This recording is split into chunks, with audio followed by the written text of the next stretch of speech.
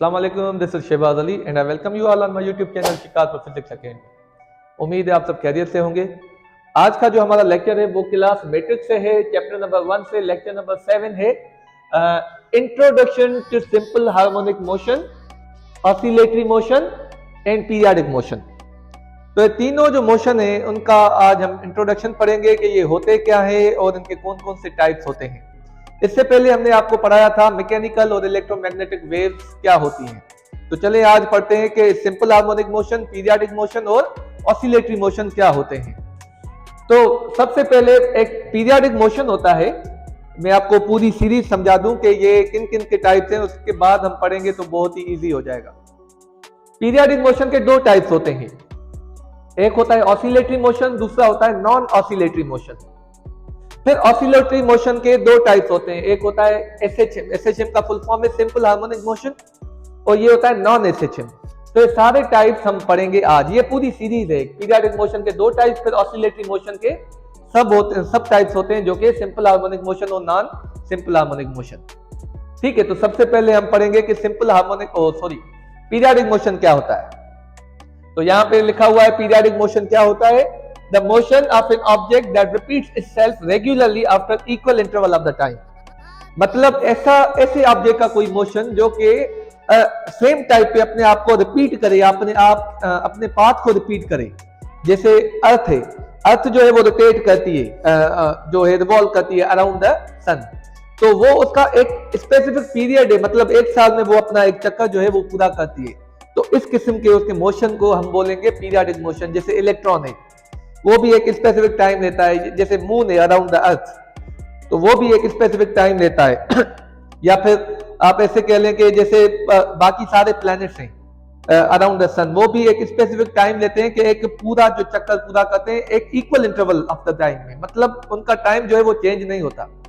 जैसे एक wall clock की नीडल्स जो होती हैं, वो जो है वो कैसे घूमती है, वो ऐसे घूमती है, मतलब वो एक प्रॉपर स्पेसिफिक टाइम लेती है पूरा अपना जो चक्कर पूरा करने के लिए। या फिर आप सिंपल पेंडुलम आपने देखा होगा जो कि घड़ी से घड़ी के नीचे लगा हुआ होता है, वो ऑसिलेट करता है आगे पीछे ऐसे, तो वो भी अपने टाइम में ऑसिलेट करता है, उसको भी आप पीरियडिक मोशन कह सकते हैं।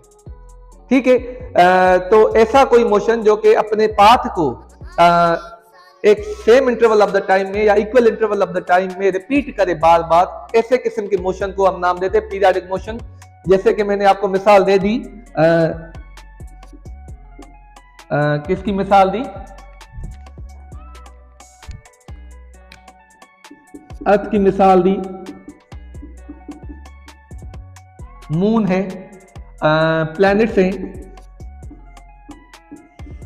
सिंपल पेंडुलम है।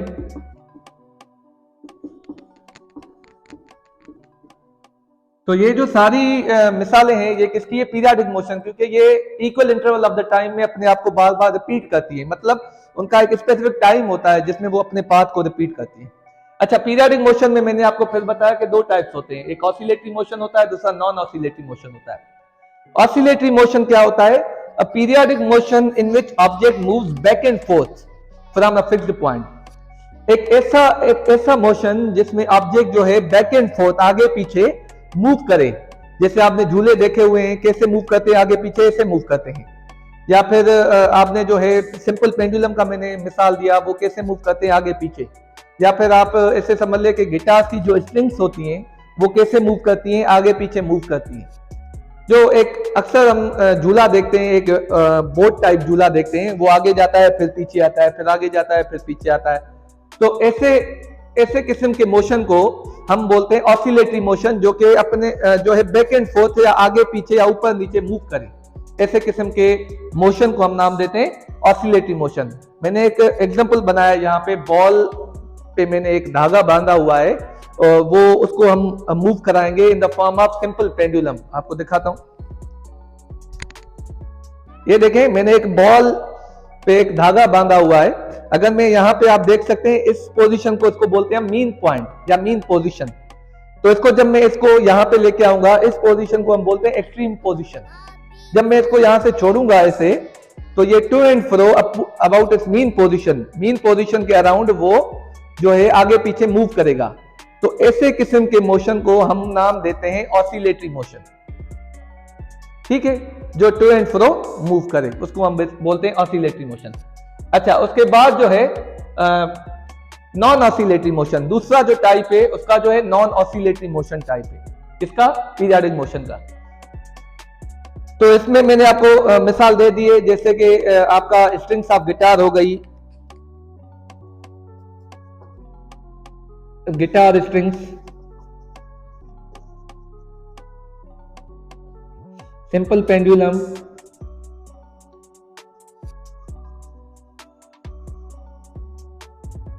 या एक स्प्रिंग होता है जिसको आप जब खींचते हो छोड़ते हो तो वो आगे पीछे मूव करता है, तो वो भी एक एग्जांपल हो गया ऑसिलेटरी मोशन का। अब दूसरा जो टाइप है पीरियाडिक मोशन का, वो क्या है? Non oscillatory motion. Non oscillatory motion क्या होता है? A periodic motion in which object does not move back and forth from a fixed point. ऐसा ऑसिलेटरी मोशन होता है, ये पीरियाडिक मोशन नहीं है, ये भी एक स्पेसिफिक टाइम लेता है अपने आप को, अपने पाथ को जो है वो रिपीट करने के लिए, पर ये टू एंड फ्रो मूव नहीं करता। अब ये क्या करता है? जैसे आपको पता है अर्थ रिवॉल्व करती है अराउंड द सन, तो वो टू एंड फ्रो मूव नहीं करती, आगे पीछे मूव नहीं करती, वो एक सर्कुलर पाथ में जो है रिवॉल्व करती है।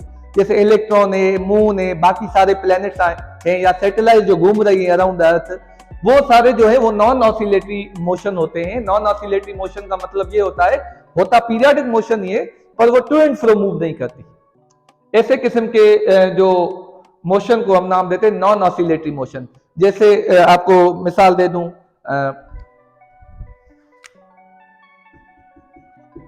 अर्थ का,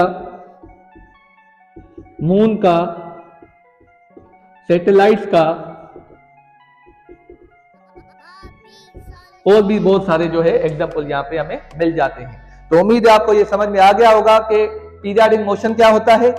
उसके बाद पीरियाडिक मोशन के दो टाइप्स होते हैं, ऑसिलेटरी मोशन और नॉन ऑसिलेटरी मोशन।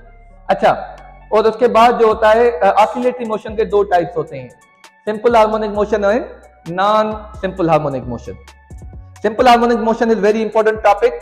यहाँ पे आप देखें कि सिंपल हार्मोनिक मोशन क्या होता है। ये एक स्पेशल टाइप, आप या ऐसे समझ ले कि it is actually a type of oscillatory motion और वाइब्रेटरी मोशन। ये एक वाइब्रेटरी मोशन ही होता है, पर इसमें क्या होता है कि इसकी जो एक्सीलरेशन होती है वो डिस्प्लेसमेंट से डायरेक्टली प्रोपोर्शनल होती है। चलें डेफिनेशन पढ़ते हैं, उसके बाद मैं आपको डेमोन्स्ट्रेशन करके दिखाता हूं कैसे। When an object oscillate about a fixed point, कोई भी पॉइंट जब एक फिक्स्ड पॉइंट पे ऑसिलेट करे, जैसे झूला होता है उसकी एक फिक्स्ड पॉइंट होती है जिसके अराउंड वो रिवॉल्व करता है, उसको मीन पोजीशन बोलते हैं। Its acceleration is directly proportional to its displacement from the mean position and is always directed towards the mean position. तो इसकी जो एक्सीलरेशन होती है वो डिस्प्लेसमेंट, जो उसका डिस्प्लेसमेंट होता है फ्रॉम द मीन पोजीशन, उससे डायरेक्टली प्रोपोर्शनल होती है। इंशाल्लाह will meet you in the next lecture. Thank you very much.